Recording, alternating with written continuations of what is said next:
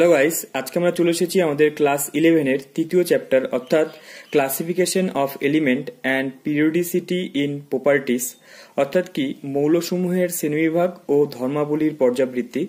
এই চ্যাপ্টারটাতে দেখো, এই চ্যাপ্টারটা অর্থাৎ কি যে পর্যায় সারণী আমরা ক্লাস 10-এও কিছুটা পড়ে এসেছি। তো আমরা আজকের ক্লাসে এই চ্যাপ্টারের ইন্ট্রোডাকশন সম্বন্ধে আলোচনা করব। দেখো, আজকের ক্লাসে আমি বোর্ড ওয়ার্ক করছি না। আজকের যে সেটা থিওরি টাইপের আছে, যে কিভাবে মানে একটা হিস্ট্রি, যে কিভাবে বিভিন্ন সময়ের সঙ্গে সঙ্গে যে মৌলগুলোকে শ্রেণীবিভাগ করা হয়েছিল, তো সেই সমস্ত বিষয়গুলোকে আমরা আজকের ক্লাসে আলোচনা করব। তো সেই জন্য আমি আজকে বোর্ডে যাচ্ছি না। এবং আজকের ক্লাসে আমরা ইতিহাসটা অর্থাৎ কি যে কোথায় থেকে প্রথমের দিকে যে শুধুমাত্র 31টা এলিমেন্ট ছিল, সেখান থেকে সময়ের সঙ্গে সঙ্গে 100টা 18টা এলিমেন্ট আসার মাঝখানের যে ইতিহাসটা, সেটা কিভাবে বিজ্ঞানীরা সেটাকে সাজিয়েছিলেন এবং কোন বিজ্ঞানী কিভাবে কোন সময়ে এসে মৌলগুলোকে সাজিয়েছিলেন, সেই ইতিহাসটা আমরা আজকের ক্লাসে আলোচনা করব। এবং তার শুরুতে আমরা একটু বলে নিই যে এই মৌলগুলিকে এইভাবে শ্রেণীবিভাগ করার কেন প্রয়োজন পড়ল।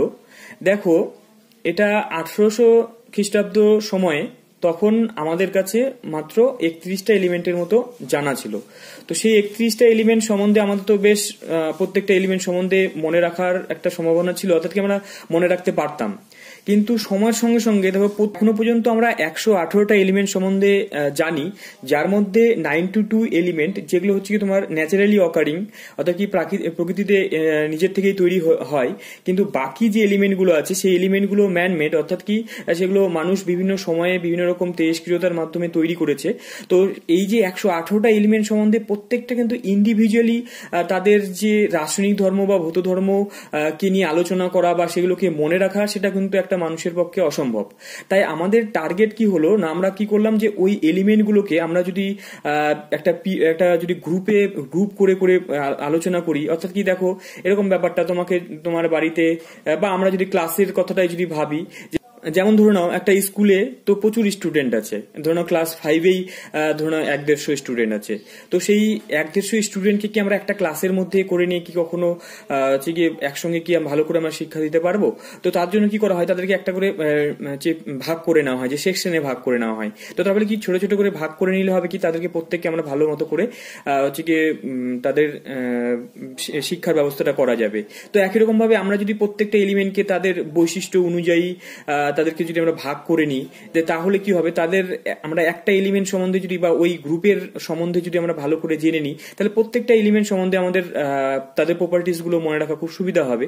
তো আমাদের সেই জন্যই অর্থাৎ কি মৌলগুলোকে যাতে আমরা একটা পিরিয়ডিক ভাবে মনে রাখতে পারি, সবগুলো এলিমেন্ট সম্বন্ধে তাদের রাসায়নিক ধর্ম মনে রাখা যায়, তো সেই জন্য আমাদের পিরিয়ড টেবিলের প্রয়োজন পড়লো।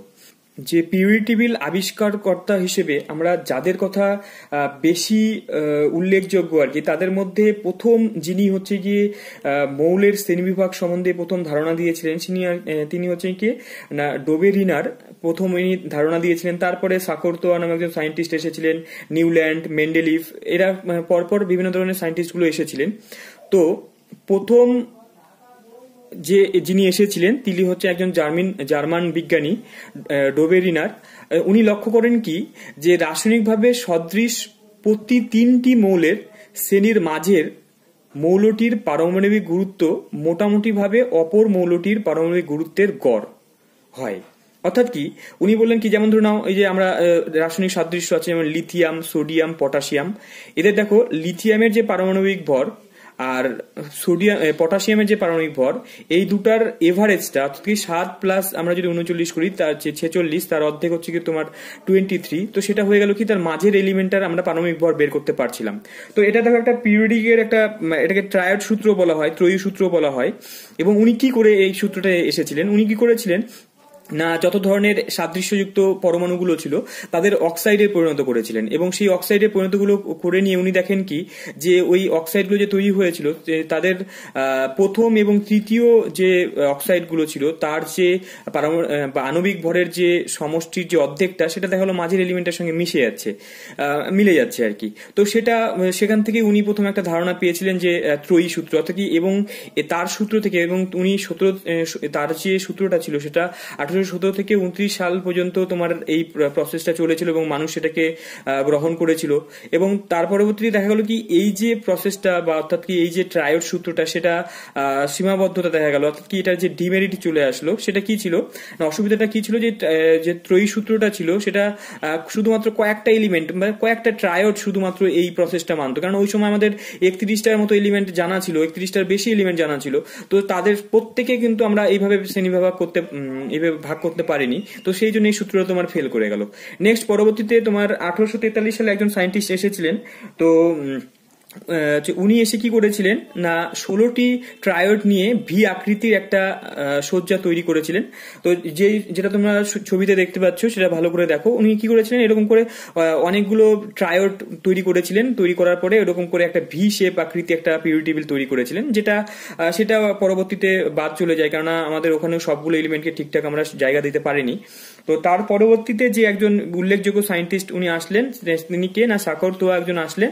উনি এসে কি করলেন, উনি করলেন কি যে একটা চোঙ নিলেন, সেই চোঙের গায়ে পারমাণবিক ওজন অর্থাৎ কি পারমাণবিক ভরের ভিত্তিতে মৌলগুলিকে 45 ডিগ্রি কোণ করে, তোমরা ছবিতে দেখতে পাবে ব্যাপারটা, 45 ডিগ্রি কোণ করে তাদেরকে একটা সুন্দরভাবে একটা গোলাকৃতি সাইজ নিয়ে তাদেরকে সাজিয়েছিলেন। এবং উনি দেখলেন কি যে ওই যে সাজানো হয়েছিল সেই এলিমেন্টগুলোর একই গ্রুপ ওয়াইজ মৌলগুলোর সাদৃশ্য লক্ষ্য করা গেল। তোমরা ছবিটিতে ভালো করে একটু দেখো। তো তখন থেকে অর্থাৎ কি তার যে এই যে ঘটনাটা বা তার যে এই যে সূত্রটা, তখন থেকেই কিন্তু প্রথম রাসায়নিক ধর্মের পর্যাবৃত্তির প্রথম প্রকাশ ঘটেছিল। অর্থাৎ কি যে মৌলগুলোর মধ্যে যে একটা নির্দিষ্ট পারমাণবিক ভর পর যে তাদের মধ্যে মানে রাসায়নিক ধর্মের যে সাদৃশ্য লক্ষ্য করা যেতে পারে, সেটা প্রথম তার সূত্র থেকেই এসেছিল। এবং তার এই যে সূত্রটা সেটাকে বলা হয় টেলুরিক কুণ্ডলী সূত্র বা টেলুরিক হেলিক্স সূত্র বলা হয়ে থাকে। তো এরপরে পরবর্তীকালে এটাও বেশি দিন খাটলো না, কারণ এটা অতটা জটিল ব্যাপার ছিল, সেটাকে মনে রাখা অনেকটা কষ্টকর ছিল। তো পরবর্তীতে পরের যে সায়েন্টিস্ট আসলেন উনি হচ্ছেন গিয়ে ইংরেজ বিজ্ঞানী একজন নিউল্যান্ড আসলেন। এবং নিউল্যান্ড এখানে একটা গল্পের মতো তোমরা এটা মনে রাখতে পারো যে নিউল্যান্ড উনি খুব গান শুনতে পছন্দ করতেন। এবং উনি একদিন গান শুনতে শুনতে এবং রাসায়নিক এলিমেন্টগুলোকে নিয়ে উনি এক্সপেরিমেন্ট করছিলেন। তো করতে করতে উনি লক্ষ্য করেন কি যে তার যে সারে গামা অর্থাৎ কি আমরা যে এখন বাংলায় যে গান করি তার যে নোট থাকে, তো সেই নোটের ক্ষেত্রে কি হয়, তো সেই প্রতিটা অর্থাৎ কি আমরা এখানে যে নোট ব্যবহার করি সেটা পৃথিবীর সব দেশেই একই রকমই নোট ব্যবহার করা হয়। এবং সেই নোটগুলো কি কি না সা রে গা মা পা ধা নি, তারপরে আবার সা থেকে রিপিট হবে। অর্থাৎ কি প্রতি 7 নম্বর নোডের পর থেকে 8 নম্বর থেকে আবার সেটা রিপিট হতে থাকে। একরকম ভাবে উনি বললেন কি যে তখনকার দিনে যতগুলো এলিমেন্ট আবিষ্কার হয়েছিল সেই এলিমেন্টগুলোকে উনি সাজিয়ে সাজিয়ে দেখলেন কি যে তাদের মধ্যেও 7টা এলিমেন্ট পর 8 নম্বর এলিমেন্ট থেকে তাদের কি হয় না ভৌত ধর্মের বা রাসায়নিক ধর্মের সাদৃশ্য পুনরাবৃত্তি ঘটে, এটা উনি লক্ষ্য করলেন। এবং সেই এলিমেন্টগুলোকে কিসের ভিত্তিতে উনি সাজিয়েছিলেন না উনি হচ্ছে কি পারমাণবিক ভরের ভিত্তিতে তাদেরকে সাজিয়েছিলেন। যেমন ব্যাপারটা কি দেখো, উনি lithium beryllium boron carbon nitrogen এভাবে সাজিয়েছিলেন। এবার এখান থেকে তুমি লিথিয়াম থেকে তুমি যদি গোনো, লিথিয়ামের পর থেকে 1 2 3 4 5 6 7 8 নম্বরে সোডিয়ামে গিয়ে কি হলো, লিথিয়ামের যে ভৌত ধর্ম বা রাসায়নিক ধর্ম সেটা সোডিয়ামের ভৌত ধর্মের সঙ্গে একদম মিলে গেল। এবং তার যে ভৌত ধর্ম সেটা কিছুটা বেশি বা কম কিন্তু একই সাদৃশ্য লক্ষ্য করা গেল। তো একই রকম ভাবে তুমি বেরিলিয়ামের পর থেকে তুমি 8 নম্বর গোনো, তাহলে বেরিলিয়াম 1 2 3 4 5 6 7 8। ম্যাগনেসিয়ামে দেখা গেল কি বেরিলিয়াম এবং ম্যাগনেসিয়ামের প্রপার্টিটা আবার সেম হলো। তো এইভাবে তার এই যে 8টা এলিমেন্ট পর যেহেতু মৌলের ভৌত এবং রাসায়নিক সাদৃশ্য লক্ষ্য করা যাচ্ছে, তো এই ঘটনাটাকে বলা হলো অষ্টক সূত্র বা বলা হলো ল অফ অক্টেভ রুল, যেটা নিউল্যান্ড প্রথম তৈরি করেছিল। এবং এই সূত্রটা কিন্তু তখনকার দিনে প্রচুর সাড়া ফেলেছিল। কিন্তু এই যে পিরিয়ডিক টেবিলটা এটারও কিছু সীমাবদ্ধতা দেখা গেল কি না এটা শুধুমাত্র হালকা মৌলগুলো অর্থাৎ কি হাইড্রোজেন থেকে তোমার ক্যালসিয়াম পর্যন্তই এই যে অক্টেভ রুলটা প্রযোজ্য হলো। কিন্তু পরবর্তীতে যখন ট্রানজিশন এলিমেন্ট আবিষ্কার হলো বা এই সমস্ত এলিমেন্টগুলো আবিষ্কার হওয়ার পরে কিন্তু এই সূত্রটার ইউজ করা গেল না। তো এটা হচ্ছে গিয়ে তোমার নিউল্যান্ডের একটা সীমাবদ্ধতা, যেটা ভারী মৌলগুলোর ক্ষেত্রে কিন্তু অক্টেভ রুলটা প্রযোজ্য হয় না। দেখো এর পরবর্তীতে নিউল্যান্ডের পরে 1868 এবং 69-এর মধ্যে লোথার মায়ার তিনিও মৌলগুলিকে যে ধর্মের ভিত্তিতে সাজানোর চেষ্টা করছিলেন, ঠিক সেই সময়ে তোমার রাশিয়ান সায়েন্টিস্ট মেন্ডেলিভ উনিও কিন্তু একই বিষয়ের ওপরেই কাজ করছিলেন। তো তোমার লোথার মায়ারের আগে মেন্ডেলিভ তার যে কাজটি সেটা প্রথম পাবলিশ করে দেয়, কিন্তু লোথার মায়ার উনি কিন্তু তার যে কাজটা সেটা সময় মতো পাবলিশ করতে পারেননি। তো তাই জন্য পিরিয়ড টেবিল, এখন যে আমরা পিরিয়ড টেবিল পড়ছি বা পিরিয়ড টেবিলের যে আবিষ্কর্তা হিসেবে মূল ক্রেডিটটা কিন্তু আমরা মেন্ডেলিভকেই দিই বা আমরা মেন্ডেলিভের নামটা বেশি ব্যবহার করি, কিন্তু সেই ক্রেডিট, সমান ক্রেডিট কিন্তু তোমার লোথার মায়ারও পাই ওই হিসেবে। এবং লোথার মায়ার ওনার যে কাজটা সেটা তোমার উনি 68 এবং 69-এর মধ্যে কাজ করলেও তার যে কাজটা সেটা এই তোমার 1895 সালের দিকে পাবলিশড হয়েছিল, কিন্তু সেটা বিভিন্ন রকম কারণে পাবলিশ করতে পারেননি। তো আমরা দেখব যে লোথার মায়ার উনি কিভাবে তার যে মৌলগুলোকে, তখনকার দিনে যে মৌলগুলো, ধরো এই সময়ে মোটামুটি তোমার 63টার মতো এলিমেন্ট আবিষ্কার হয়ে গেছে।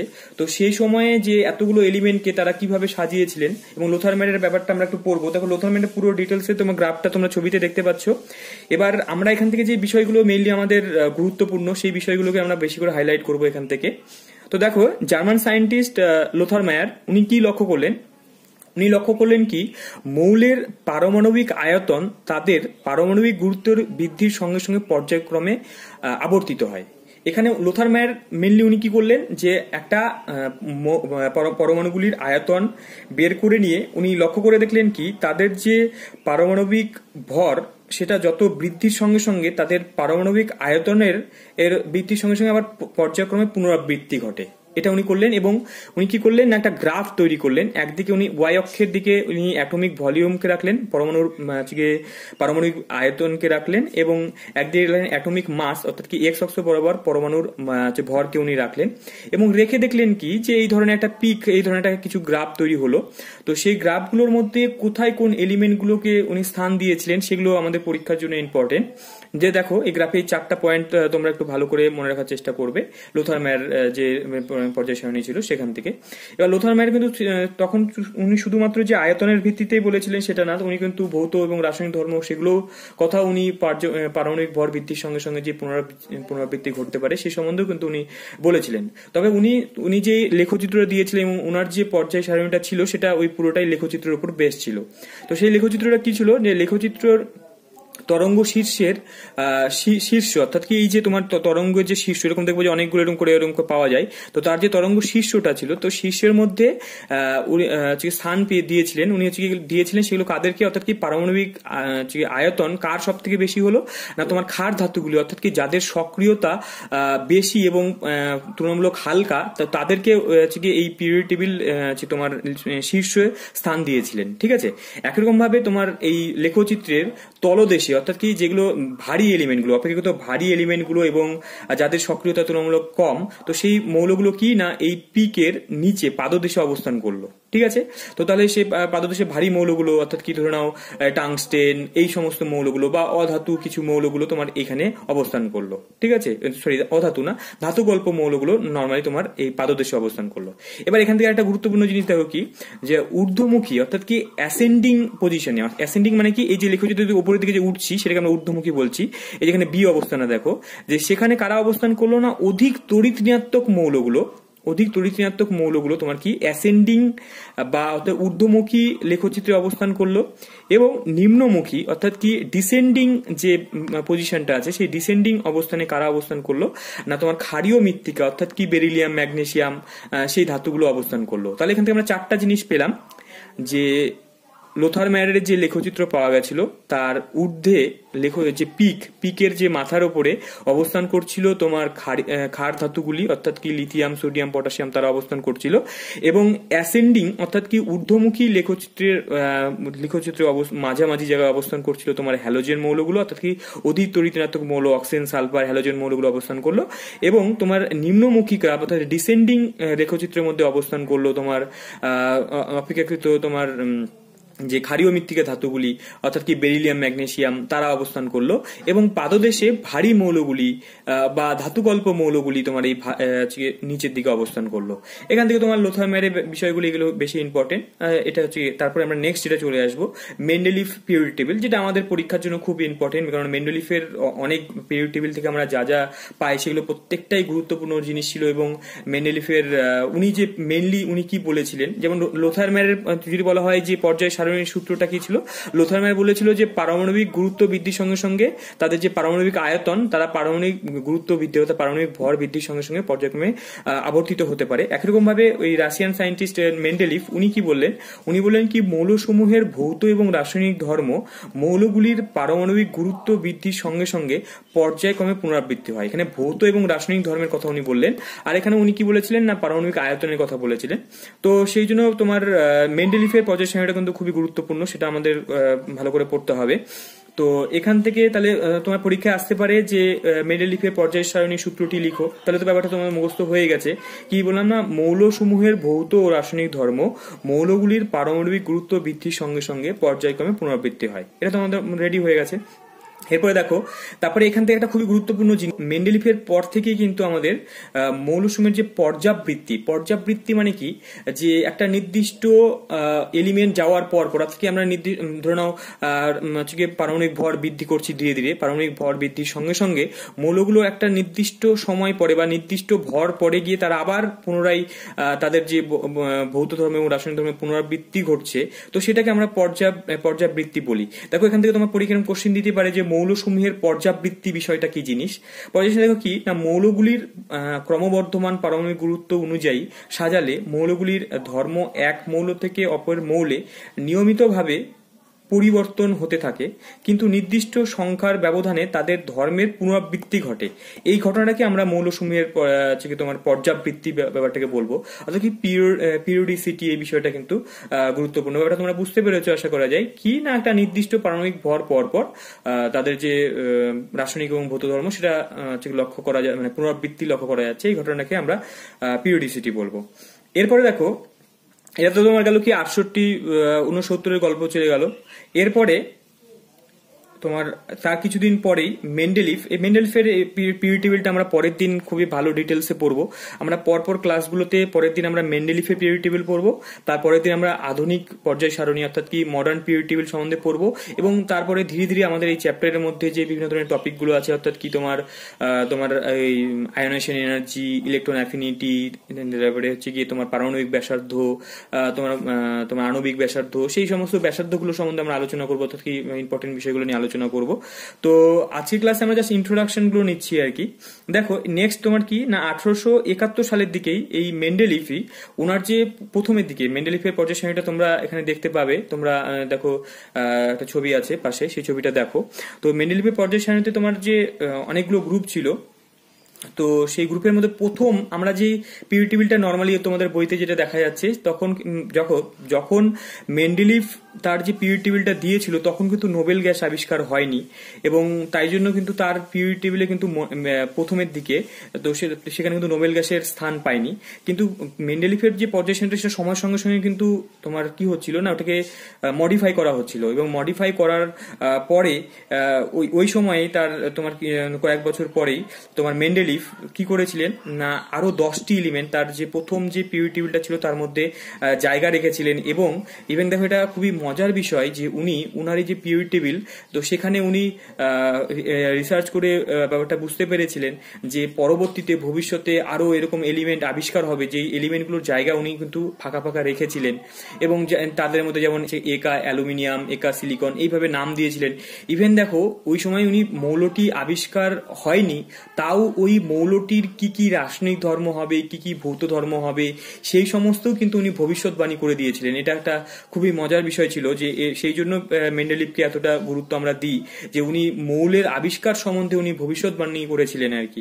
ঠিক আছে, এখানে উনি কি করেছিলেন না 10টা এলিমেন্টের তাদের ভৌত এবং রাসায়নিক ধর্ম কি হবে তাদেরকে কিন্তু 1871 সালের দিকে উনি ভবিষ্যৎবাণী করেছিলেন। ঠিক আছে, তো তারপরে দেখো তোমার এটা গেল 71 সালের গল্প। তারপরে তোমার 1894 সালের দিকে 1898 সালের মধ্যে 3জন সায়েন্টিস্ট উনি আসলেন। একজন হচ্ছে কি তোমার লর্ড, তারপরে হচ্ছে রামসে এবং ট্র্যাভার্স নামক তিনজন সায়েন্টিস্ট ওনারা আসলেন। এসে নিয়ে ওনারা কি করলেন না তোমার ওই নোবেল গ্যাসগুলো তারা আবিষ্কার করলেন, এবং নোবেল গ্যাসগুলো আবিষ্কার করার পরে কিন্তু তোমার মেন্ডেলিফের পর্যায় সারণীটাকে আবার মডিফাই করা হলো, এবং করে নিয়ে তোমার মেন্ডেলিফের পর্যায় সারণী তখন ধীরে ধীরে তোমার মডিফাই হচ্ছিল। তো তার পরবর্তী 1913 সালের দিকে তোমার নিলস বোর যখন তার পরমাণু গঠন উনি অর্থাৎ কি পরমাণুর যে গঠন, দেখো এর আগে পর্যন্ত কিন্তু আমরা পরমাণুর যে অ্যাকুরেট মডেল সেটা কিন্তু আমরা জানতাম না। তো যখন নিলস বোর তার পরমাণুর মডেল দিলেন, এবং পরমাণু মডেল দেওয়ার পরে কিন্তু উনি একটা পিরিয়ড টেবিল তার মানে ওই ইলেকট্রন বিন্যাসের ভিত্তিতে কিভাবে আরো ওই মানে পর্যায় সারণীটাকে আরো উনি দিয়েছিলেন, যেখানে হচ্ছে উনি যে পর্যায় সারণীটা তৈরি করেছিলেন সেটা কি পুরোটাই ইলেকট্রন বিন্যাসের উপর ভিত্তি করেছিল। এবং পরবর্তীতে অর্থাৎ কি মডার্ন যে পিরিয়ড টেবিলটা যে আসলো, অর্থাৎ কি মডার্ন পিরিয়ড টেবিল আমরা কি জানি না, মডার্ন পিরিয়ড টেবিল আমরা জানি যে হচ্ছে গিয়ে তোমার কোনো মৌলের যে রাসায়নিক বা ভৌত ধর্ম সেটা যে পুনরাবৃত্তি বা পিরিয়ডিসিটি সেটা কিন্তু পুরোটা ডিপেন্ড করে তার অ্যাটমিক নাম্বারের উপর, অর্থাৎ কি পরমাণু ক্রমাঙ্কের উপরে। সেটা কখনোই পারমাণবিক ভরের উপর পুরোপুরি নির্ভর করে না।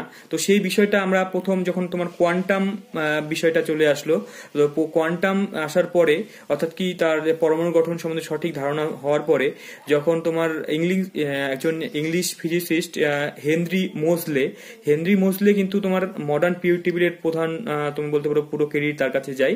উনি কি করছিলেন, উনি এক্স রে যখন আবিষ্কার করলেন, অর্থাৎ কি এক্স রে কে আবিষ্কার করেছিল না মোজলে আবিষ্কার করেছিলেন।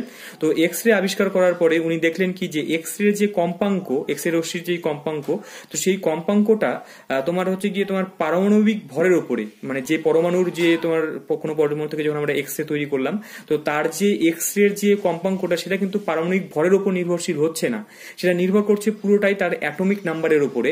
এবং উনি তোমার ওই পর্যায় সারণী কি রুট ওভার নিউ তার সঙ্গে উনি হচ্ছে অ্যাটমিক নাম্বারের অর্থাৎ কি জেড এর উনি একটা লেখচিত্র অঙ্কন করেছিলেন, এবং সেটা দেখলেন কি যে একটা সরল রেখা তৈরি হয়, অর্থাৎ কি তোমার পারমাণবিক ক্রমাঙ্কের সঙ্গে সঙ্গে তোমার কি হচ্ছে না কম্পাঙ্কটা চেঞ্জ হচ্ছে।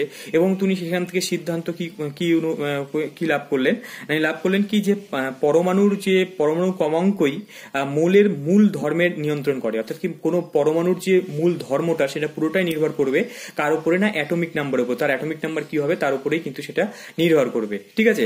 এবং তারপরে ওখান থেকে উনি আধুনিক পর্যায় সারণীর যে সূত্র সেটা উনি দিলেন, এবং উনি কি বললেন না মেন্ডেলিফের যে পর্যায় সারণীর সূত্র ছিল সেটাকে মডিফাই করে নিয়ে উনি কি বললেন না মৌলসমূহের ভৌত এবং রাসায়নিক ধর্মাবলী তাদের পরমাণু ক্রমাঙ্ক বৃদ্ধির সঙ্গে সঙ্গে পর্যায়ক্রমে পুনরাবৃত্তি হয়।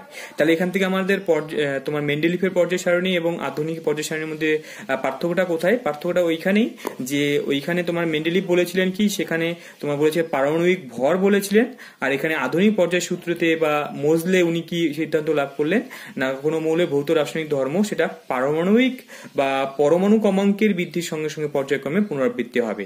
তো এটা তোমার এইভাবে দেখো বিভিন্ন সময়ের সঙ্গে সঙ্গে কিন্তু তোমার পর্যায় সারণীটা তৈরি হয়েছিল, এবং তোমরা মোটামুটি বুঝতে পেরেছো তাহলে কিভাবে তোমার সেই যে এলিমেন্টগুলো সময়ের সঙ্গে সঙ্গে সাজানো হলো, এবং সেই এলিমেন্টগুলোকে আমরা আজকে যে মডার্ন পিরিয়ড টেবিল পড়ছি সেখানে কিভাবে সময়ের সঙ্গে সঙ্গে এসেছে, তো সেটা আমরা বুঝতে পারলাম। আমরা পরবর্তী ক্লাসগুলোতে অর্থাৎ নেক্সট ক্লাসেই আমরা মেন্ডেলিফের পর্যায় সারণী সম্বন্ধে ভালো করে পড়বো, এবং তারপরে আমরা মডার্ন পিরিয়ড টেবিল গুলো পড়বো। সেখান থেকে আমাদের বিভিন্ন ধরনের কোশ্চিন আমাদের কম্পিটিটিভ পরীক্ষা বা আমাদের বোর্ডের পরীক্ষাও আসে। তো তারপরে আমরা এই চ্যাপ্টারের ভেতরে ঢুকবো, ঠিক আছে। তাহলে আজকে আমরা এখানেই ক্লাসটি কমপ্লিট করছি। তোমাদের যদি এই যে খাতার উপরে যে আমরা যে খাতাটা থেকে আমরা নোট বানিয়েছি সেই খাতার নোটটা তোমাদের এই ডেসক্রিপশনে দেওয়া থাকবে, তোমরা চাইলে সেটা ডাউনলোড করে নিতে পারো। আর পরবর্তী ক্লাসে আমরা বোর্ডেই ক্লাসগুলো করবো, মেন্ডেলিফের পর্যায় সারণী পড়বো, তারপরে হচ্ছে গিয়ে তোমার আধুনিক পর্যায় সারণী পড়বো, এবং দেখা যাক যত তাড়াতাড়ি আমরা এই চ্যাপ্টারটা শেষ করতে পারি করবো।